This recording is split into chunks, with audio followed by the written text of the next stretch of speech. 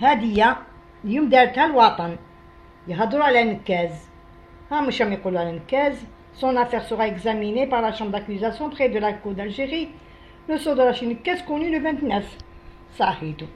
أنا واش يهمني هادية واش كانت تهضر، واش هضرت لهم. دوك نوريلكم، اسمعوا مليح، دوك نوريكم واش كانت تهضر. هايديك نبداوها من دايا، اسمعوا مليح. ها bon. La déclaration qui sera connue le 29 juillet. Pour Madame Zoubida Assoul, les poursuites sont purement politiques et non judiciaires. Nekaaz a été arrêté à Chlef où il habite, où il a été auditionné par la police judiciaire. Le tribunal de Dal Baïda, territorialement pas compétent.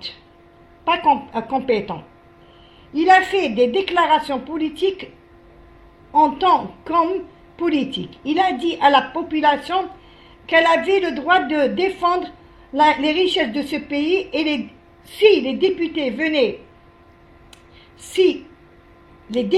venaient aller vendre ou aller céder, c'est un homme pacifique qui n'a jamais appelé à la violence. Il a dit aux Algériens qu'ils doivent protéger leur voix en sortant le jour du vote pour surveiller et contrôler les urnes. Il n'a jamais dit qu'il fallait recourir à la violence pour empêcher les élections ou s'armer. L'avocat est formel. On a fabriqué toute une affaire pour le mettre en prison. Le dossier est vide. Il n'y a même pas eu de perquisition chez lui à la recherche de pièces de conviction ou analyse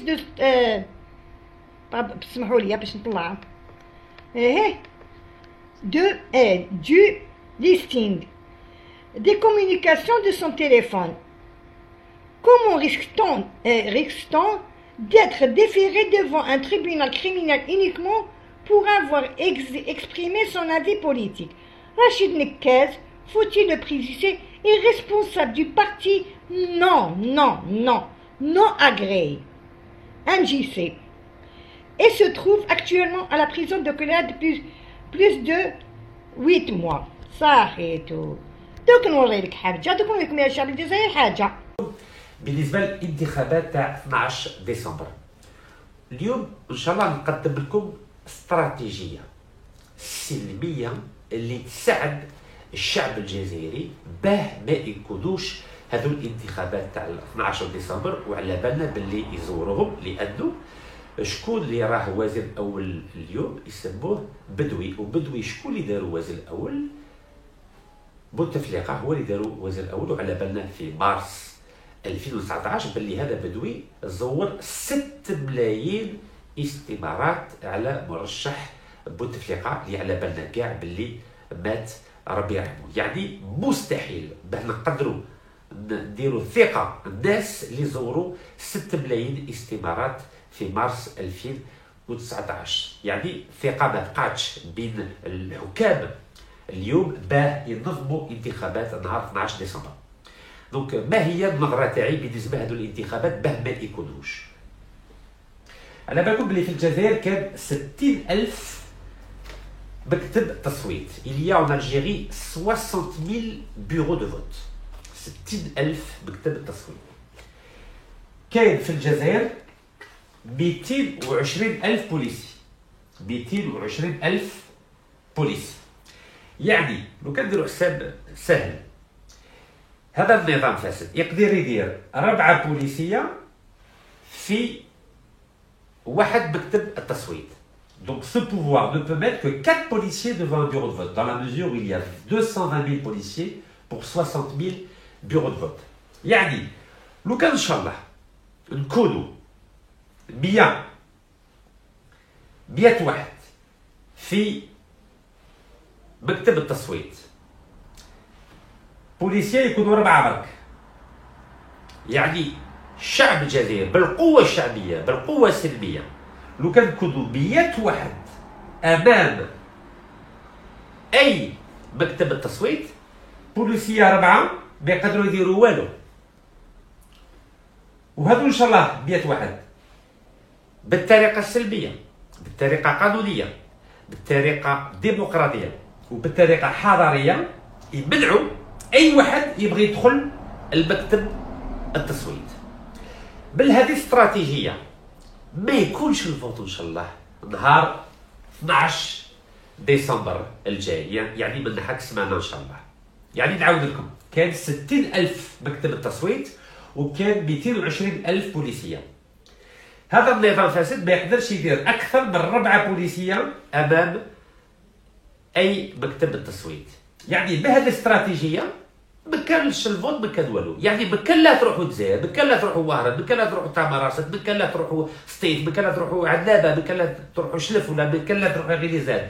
لازم اي واحد يبقى في الحي تاعو، في البلديه تاعو، ويمنع بالطريقه سلميه ديمقراطيه قانونيه وحضاريه اي واحد اللي يبغي يدخل في المكتب التصويت.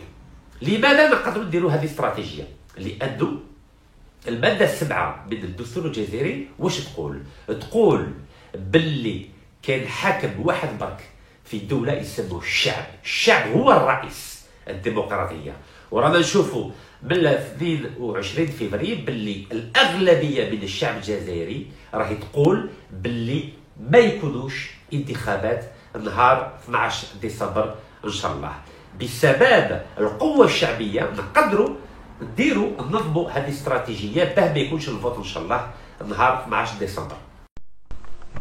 السلام عليكم يا شعب الجزائري، السلام عليكم يا شعب الجزائر، السلام عليكم يا مواطنين، السلام عليكم يا جيش الشعب الوطني، والسلام عليكم يا الامن الوطني الشعبي. حبيت نسقسيك زبيدة عسود،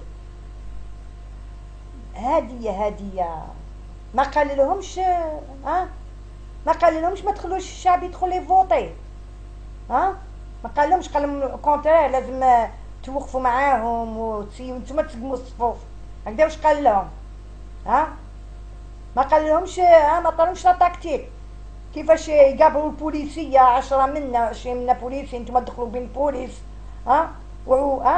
ومنعوهم. ما قالهمش منعوهم باش يفوطيو.